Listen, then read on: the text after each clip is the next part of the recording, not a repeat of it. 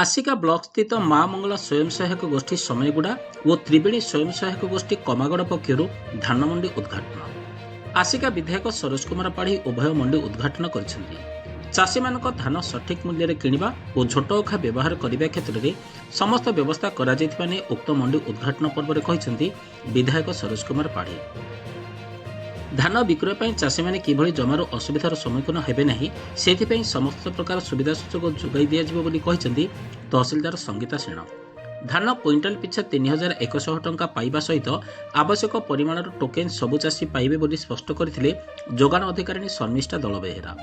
समयगुड़ा स्वयं सहायक गोष्ठी मंडी उद्घाटन कार्यक्रम में विधायक प्रतिनिधि संदीप पाढ़ी, विजय स्वाई, शिवराम गौड़, अजित कुमार गौड़, कैलाश स्वाई, कालिया नाहक, नीलांबर विशोई, अनिल परिड़ा, नलबंटार पूर्वतन सरपंच भगवान प्रधान समेत बहु बीजेपी कर्मी उपस्थित थिले। सेहीपरि कमागड़ ग्रामर थिबा त्रिवेणी स्वयं सहायक गोष्ठी पक्षर अनुष्ठित कार्यक्रम में विधायक सरोज कुमार पाढ़ी उपस्थित रही चाषी समस्या संपर्क में पचारि बुझिथिले। सरपंच रिंकी लेंका, युवनेता करुणाकर महंती, निमिना समिति सभ्य शशांक चर्ची, बेणापाट पंचायतर रवींद्र परिड़ा समेत स्वयं सहायक गोष्ठी सभापति संपादक समेत समस्त सदस्य उपस्थित रही कार्यक्रम परिचालना करथिले।